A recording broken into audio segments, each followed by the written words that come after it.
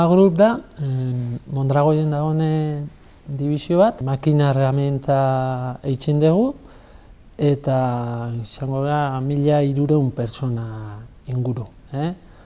Kooperatiba die makina egiten dutenak dano bat eta zora luze.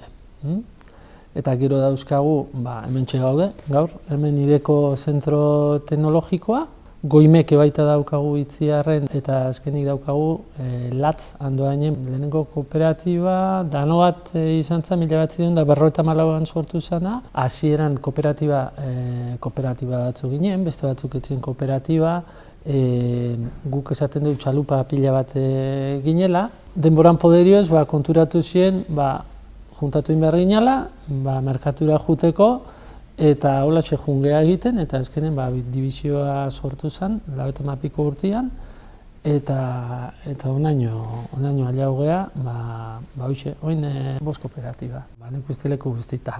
Azkenian gure esportazioeneko 80 inguru da. Berez, Europarra geha eta konsumoa, salmenta asko Europan dauzkego, baina Txinan 80 hamarkada hasieran jo ginen, eta Txina gaur egun da lehenengo bigarren esportazio helburua. Ameriketan ebai, dano bateko lehenengo delegazioa ustet 83an irik izala, ebaita ere bada, ez? Eta, ez dakit, oin dela 45 urte, Australian linea ikaragarri bat saldu genuen, aurten beste bat integratzen egia, mundu guztin gaude. Gu gera referente bat, oso txikiak, baina egiten dugunean oso onak Euskadi mailan.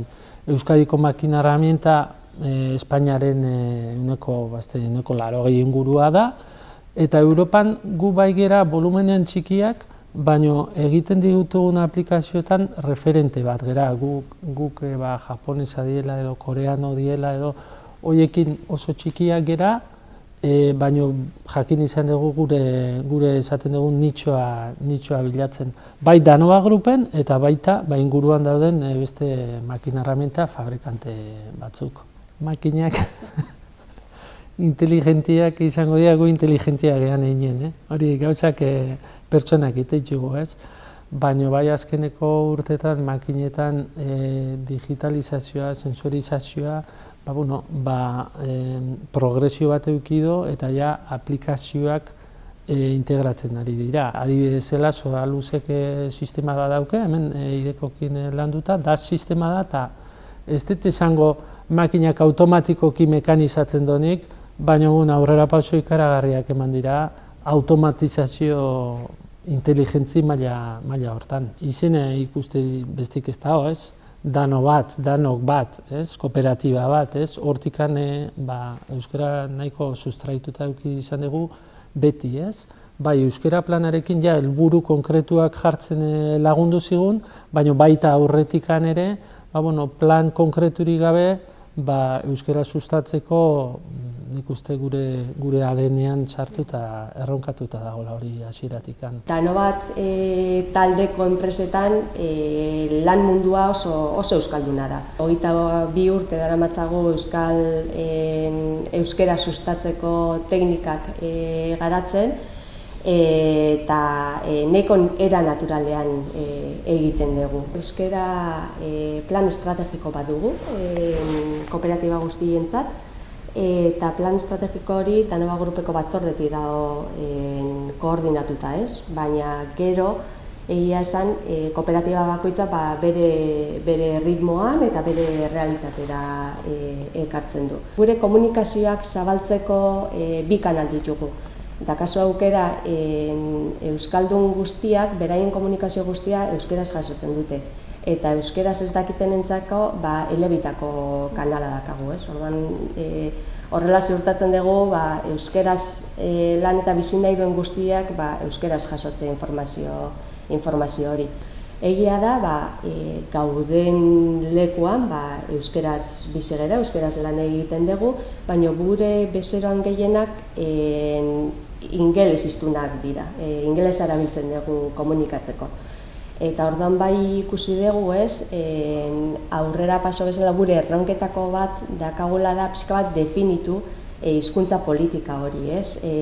Hizkuntza bakoitzak bere lekua eta bere funtzioa izan behar du, eta horretan gabiltza. Ez da igunaztu, kanpoko atzerritar batek ere bere mundua badaukala, ez? Ez dakit, aleman batek, Bavierakoa bada, bere mundua badauke, ez dauke akaso hizkuntza aldaketarikan, baina beste kasutza batzutan, askotan bai, ez? Gu hemengo industri bat gara, gu nahi dugu hemengo baloriak sustatu, eta hortan jardun. Ezin dana, Danoa Group izan, makinetan referente, eta beste gauza batzutan ez izatea referente, hori bata, nik uste bestearekin datorrela, ez? Eta atzerritarrek nik uste oso ondo ulertzen dutela izateko hau. Kasu askotan beraiek ere badutelako bere idiosinkrasia. Oso interesgarria dira, emateizu aukera, ez? Industria munduko beste enpresekin ere egoteko, ideia berriak eztabaidatzeko, azkenean Danoa Groupetik kanpora ere beste realitate batzuk daude. Eta ikuspuntu hortatik oso aberasgarria da, partekatzea, beste industriako enpresekin. Lan mundua euskeratzea guretzako estrategia bezala hartu beharko genukela, ez?